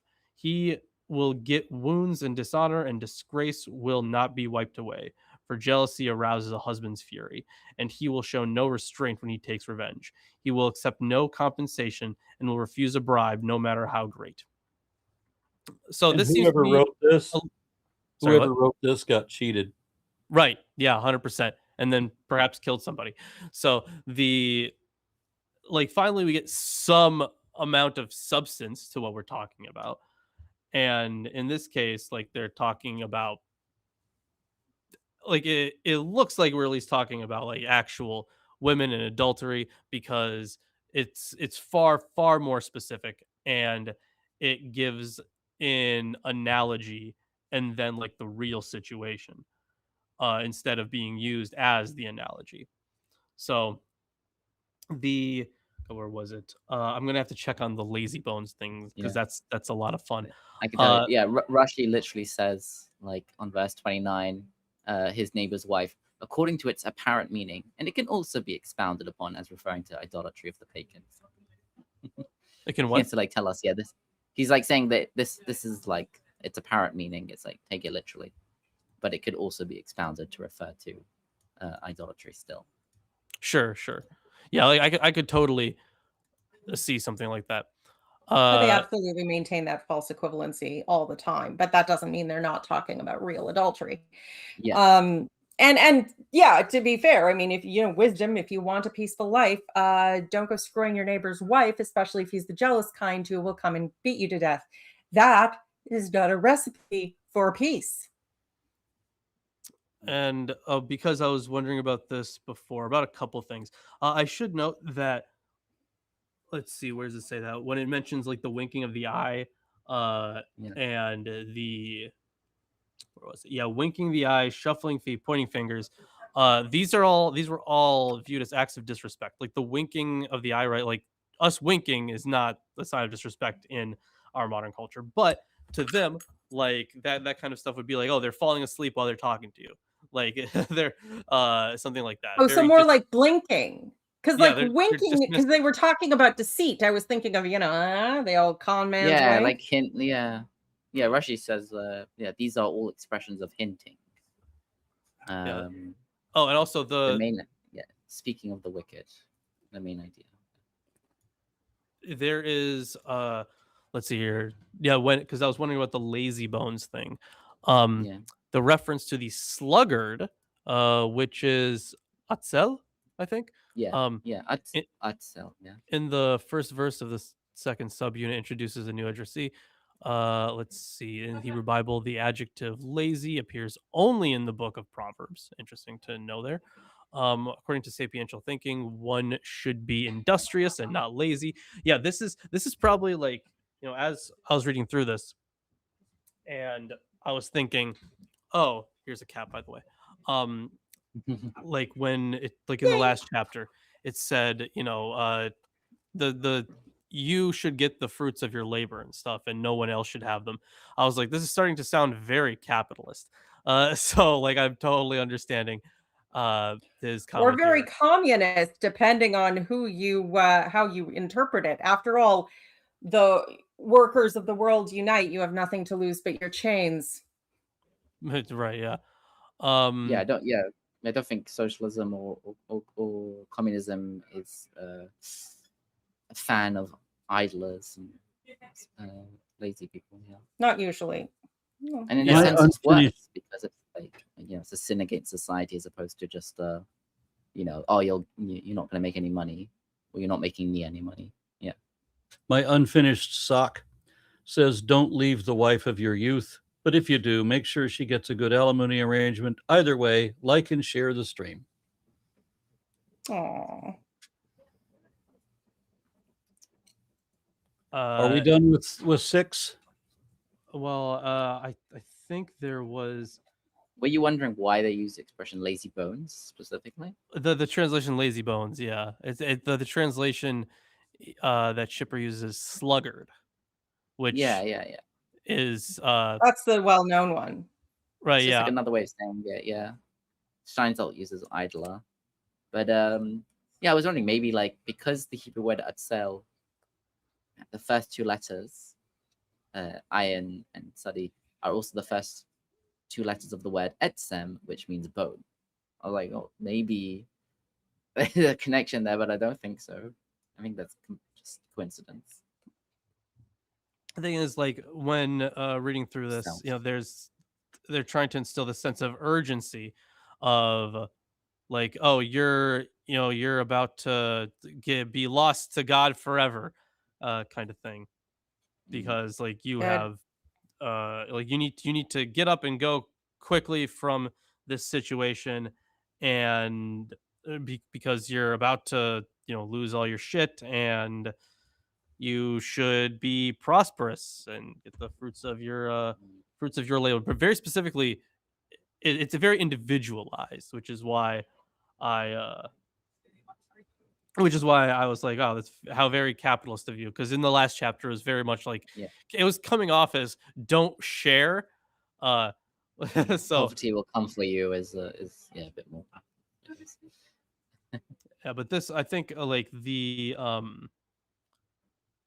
like in the second half of this chapter, it's very much has the social consequences of, not even social consequences, just any the consequences of your actions, right? Like you can't just like if you hang out with a bad group of people, everyone else is gonna think that you are also one of the bad people, so don't associate yourselves with them. It's very much like this is how societies just kind of act. And like that, yeah, there is some truth to that, but at the same time, like I don't give a fuck. I'll hang out with the degenerates. That's where I want to be. I mean, it depends on whether or not they're actually degenerate or just like, ooh, degenerate. Like it's judge a man by the company he keeps is a good actual piece of advice, a good proverb, but you want to judge them on their actual integrity, not just if they have an aesthetic that you're not a big fan of. Yeah. Which I really feel like the writers here are very vibes based. So the vibes are off. These 7 things the Lord hates and are an abomination to him. Do we know someone who does all of them? All of them all the time? Yes. Although I do think I don't agree with Arn on his objection to the difference between lying and perjury, because perjuring yourself under oath in order to unjustly win a legal thing is a lot worse than just general lies.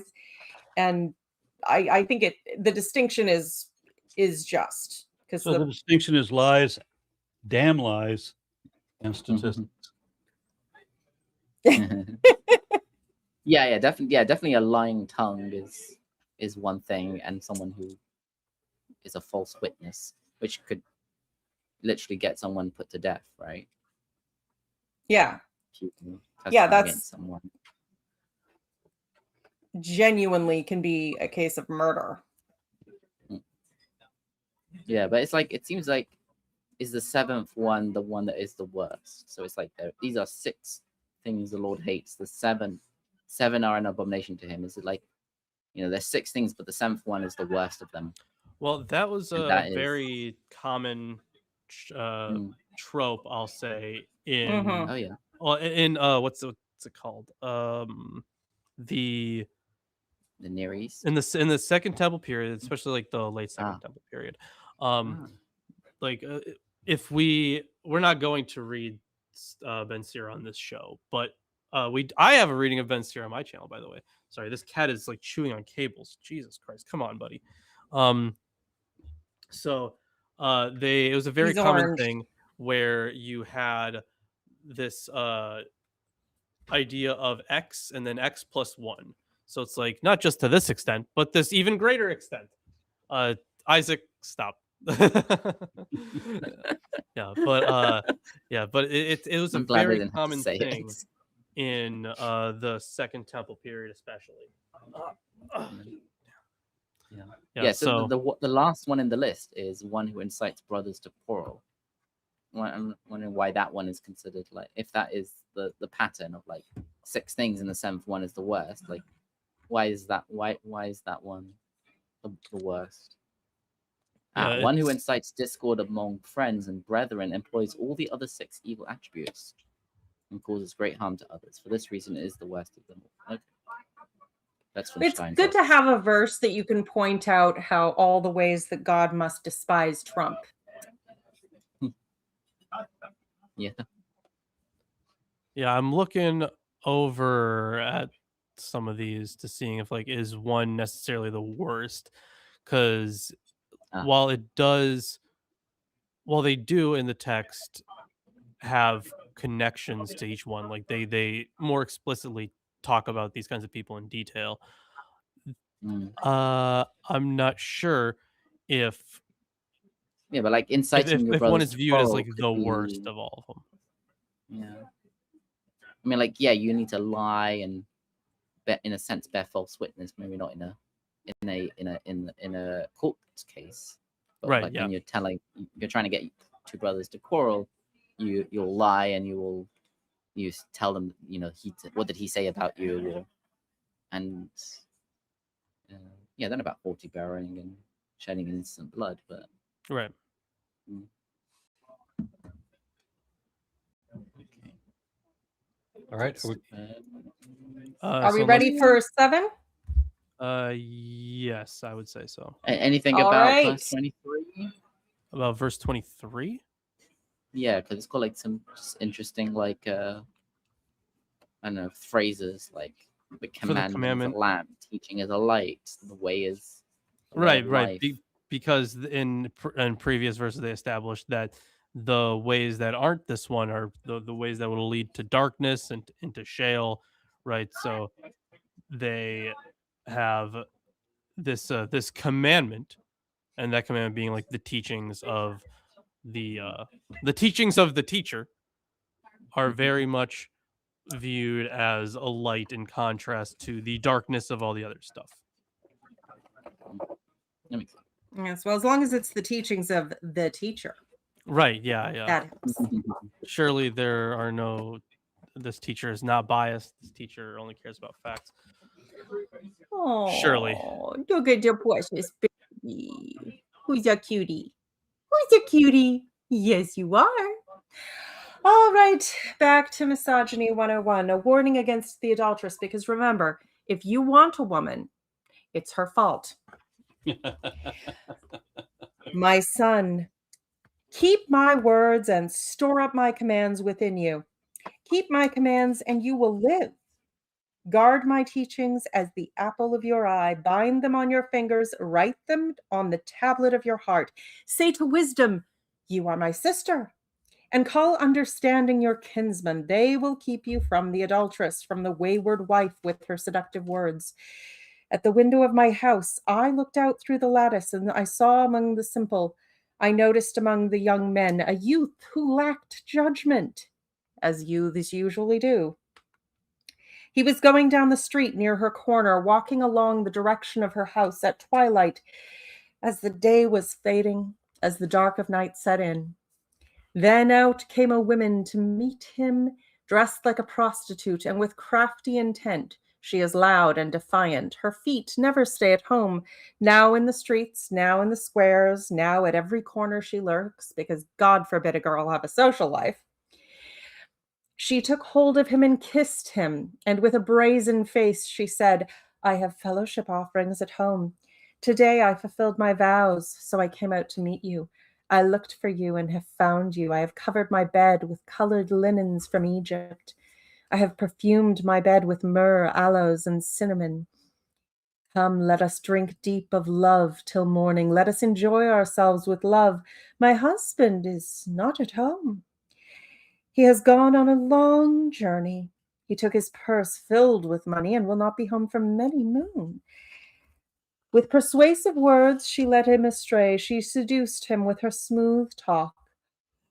All at once, he followed her, like an ox going to the slaughter, like a deer stepping into a noose, till an arrow pierces his liver, like a bird darting into the snare, little knowing it will cost him his life. Now then, my sons, listen to me. Pay attention to what I say. Do not let your heart turn to her ways. or stray into her paths. Many are the victims she has brought down. Her slain are a mighty throng. Her house is a highway to the grave, leading down to the chambers of death. Yeah, this is like the much more explicit description of Lady Folly. Like the other ones were really not that much. The Egyptian linens. Right, yeah. She very, very on the nose there. So lots this is just the culmination of all the other stuff that they were talking about before, where you have this very seductive, loose woman, this adulteress, and I did find it kind of funny how they are comparing the man in this situation to an animal that's going to slaughter, so you can still blame the other person.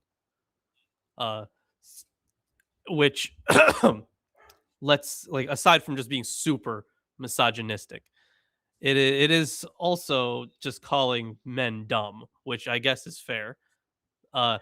The but yeah, everything is still her fault. And of course, because he's young, he can't be expected to think.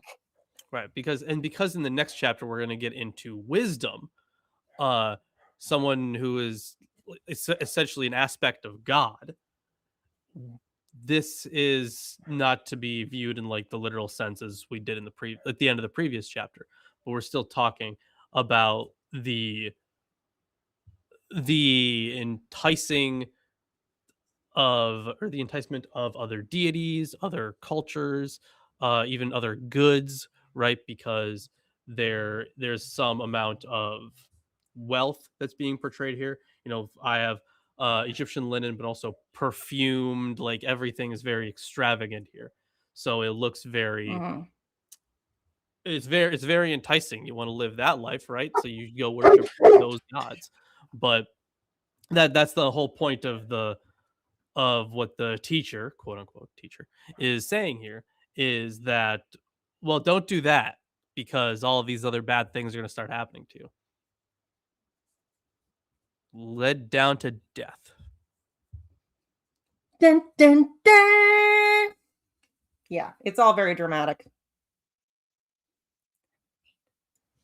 But like I said, yeah, next time we convene, there's going to be the description of wisdom, which is essentially going to be the exact opposite of this. But it's not going to be presented the same way, but it's clear they're being contrasted. It's very much set up as though, the Lady Folly, the adulteress, is setting a trap for him. Just, if you're like this stupid young man who just wanders into it, then you're going to die, which I'm not even going to get into it more. It's ridiculous. My unfinished journey says, "Hail Arn and Panel, and hail making good trouble with the right kind of wrong people."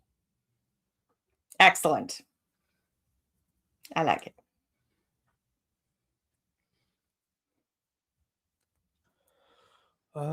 Let's see. I don't think I had anything else specific, but let's still recall the fact that in the Psalter we had the very constant alarm. We had the very constant motif pop up where the wicked would set a trap and a snare, but eventually they're gonna be the ones to fall into it.